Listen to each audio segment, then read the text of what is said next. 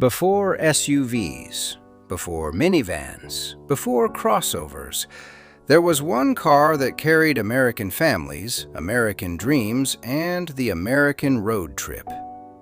This is the story of the station wagon. If you enjoy forgotten pieces of American history, subscribe to the channel.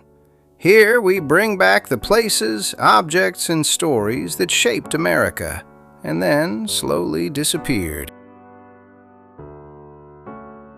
Before SUVs, before crossovers, before minivans took over American suburbs, there was one car that carried almost everything: the station wagon.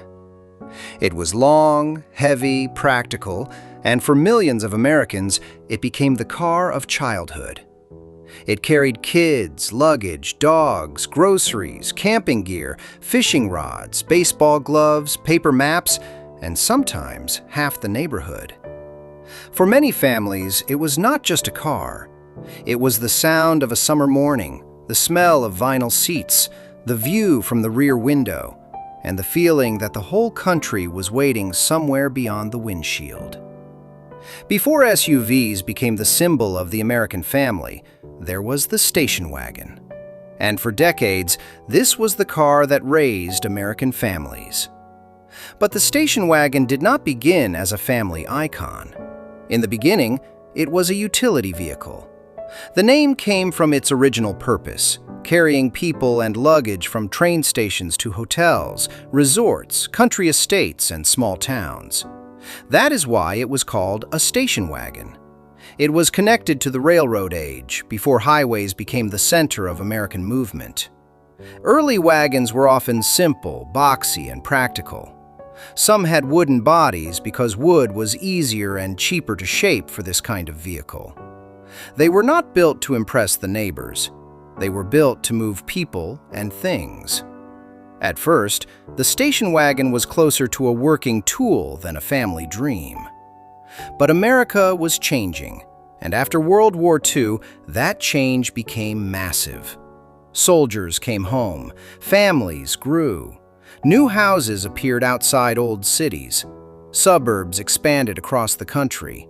Highways were built. New shopping centers opened.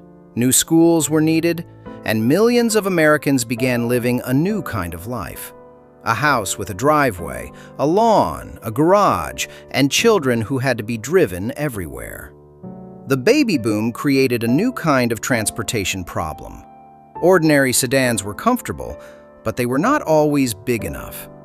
American families needed more space. They needed a car for school, church, groceries, vacations, weekend trips, sports equipment, and relatives visiting from out of town. The station wagon solved that problem almost perfectly. It had the comfort of a regular car, but with much more room. It was not a truck. It was not a van. It was still a proper American passenger car, only longer, bigger, and more useful. That was the magic.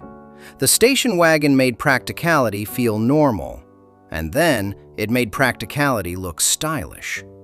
By the 1950s, the station wagon was no longer just a tool. It was becoming part of the American dream. Car companies saw what was happening, and they moved fast. Ford had the country Squire. Chevrolet offered wagons based on its popular models, including the Bel Air. Plymouth, Buick, Oldsmobile, Pontiac, Mercury, Chrysler, and other brands all wanted a place in the family driveway. Some wagons were simple and affordable. Others were large, comfortable, and almost luxurious. They had chrome trim, V8 engines, wide seats, automatic transmissions, roof racks, and wood grain panels along the sides. That wood grain became one of the most recognizable looks in American car history. Early wagons sometimes used real wood, but by the 1950s and 1960s, most of that wood was no longer real. It was simulated wood grain. It was style, not structure. But Americans loved it because it made the car feel warm, familiar, and connected to an older America. A station wagon did not look like a machine built only for speed. It looked like a family object. It belonged in front of a suburban house, beside a lawn, near a garage, with children's bicycles lying somewhere in the driveway. The wagon became popular because it fit the life people were trying to build. A house in the suburbs, a growing family, a steady job, a summer vacation, a highway map folded in the glove box, a cooler in the back, a father checking the oil before a long trip, a mother counting the children before they left the driveway.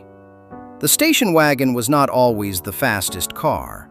It was not always the most beautiful car, but it made life easier. It gave American families space, comfort, and freedom. It said, "We have somewhere to go, and we can take everyone with us." Was it affordable? Not cheap exactly, but reachable. In the mid-1950s, a Chevrolet Bel Air station wagon could cost a little over $2,000. A Ford Country Squire was often more expensive. By the 1960s, a well-equipped full-size wagon could cost more than $3,000. That was real money, especially for a working family. But in the post-war economy, many Americans had rising incomes, stable jobs, and access to car financing. A station wagon was often the car a family bought when life had become bigger. More children, more distance, more responsibilities, and more reasons to travel. It was the car of a family that had made it far enough to need more room. And that is why people remember it so strongly. It was tied to a specific stage of life. A mortgage, a garage, school mornings, Sunday drives, and vacations planned around paper maps.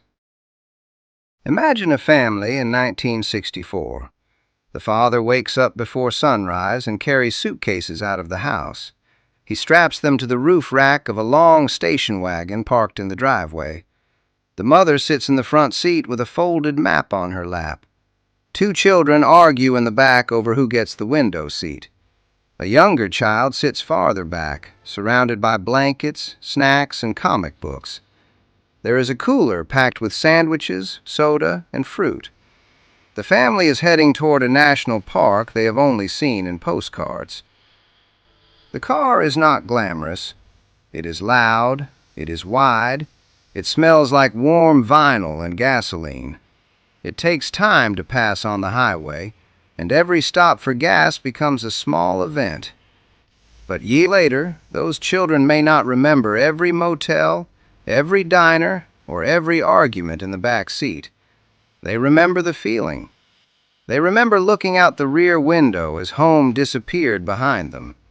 They remember the engine, the road, the signs, the gas stations, the neon, the smell of the desert or the forest or the ocean air. And somewhere inside that memory, the station wagon is still moving. That is why these cars stayed in American culture. They were part of real family life, not fantasy. By the 1960s and 1970s, the station wagon reached its peak. This was the golden age of the American family wagon. Some were enormous. Some had 3 rows of seats. Some could carry 8 or 9 passengers. Some had rear-facing seats in the back, where children watched the road disappear behind them.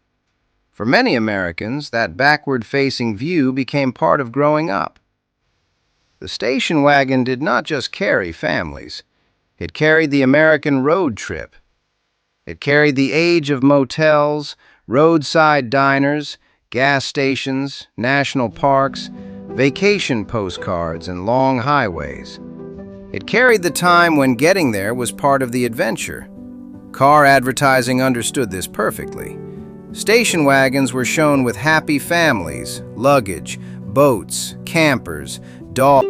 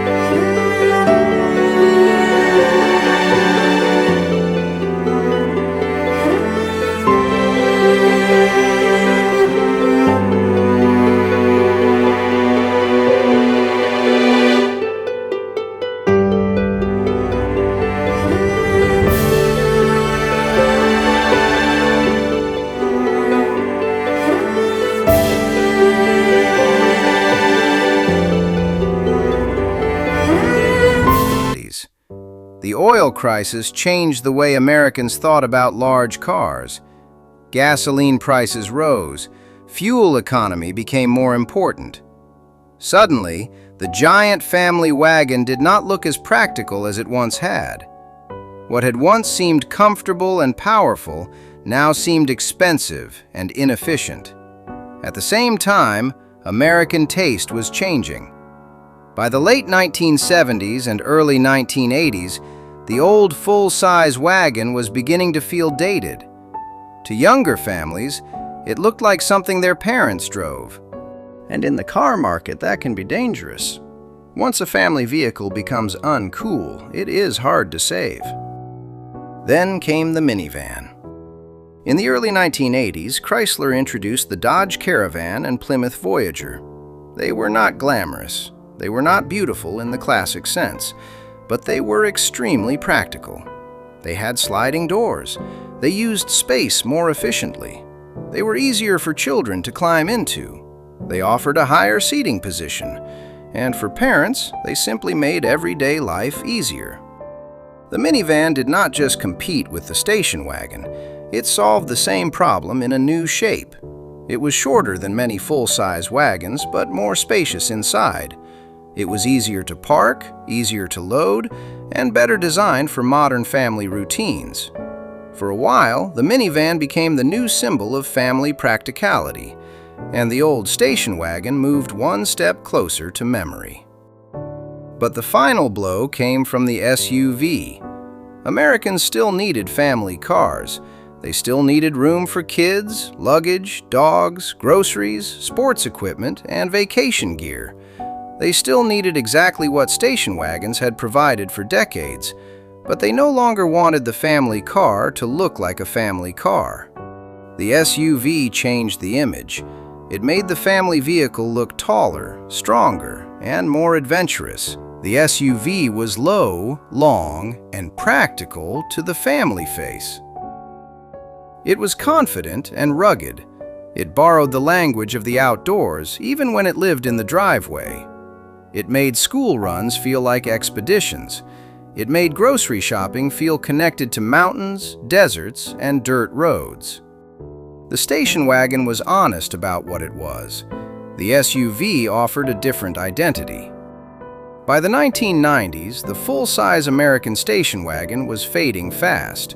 Minivans had taken the practical family role. SUVs had taken the emotional role. Crossovers would later take over even more of the market. The wagon was left in between, too old-fashioned for young families, too ordinary to be seen as special by many people at the time, too practical to be cool. And because of that, many wagons were not preserved. They were used hard, then sold cheaply, then neglected, then scrapped. They carried children to school until the seats wore out. They hauled groceries until the tailgate rusted. They sat outside through winters. They were passed from one owner to another until nobody thought they mattered anymore. That is one reason clean examples are special today. They survived a life they were never meant to survive. Today, people collect old station wagons for reasons that go beyond horsepower. They are not always the fastest classics. They are not always the most valuable. They are not always the cars that appear on posters. But they carry something many muscle cars and sports cars do not: memory. A restored station wagon can remind someone of a father who drove all night to reach the beach. It can remind someone of a mother turning around from the front seat to tell the kids to stop fighting. It can remind someone of a dog sleeping in the cargo area, of suitcases tied to the roof, of a motel pool, of a paper map, of a long highway before GPS told everyone exactly where to go. These cars are collected because they feel human. They were not built for fantasy. They were built for ordinary life. And ordinary life, after enough time passes, can become the most powerful nostalgia of all. Some collectors love the rare versions Chevrolet Nomad, the Ford Country Squire, the big wood-grain wagons, the high-trim models with V8 engines and luxury interiors. Others love the simple ones, because those were the cars that actually filled neighborhoods, school parking lots, and vacation memories. Some people preserve them exactly as they were, with period-correct colors, roof racks, white wall tires, and factory-style interiors. Because for many Americans, these cars are not just classics, they are pieces of family memory.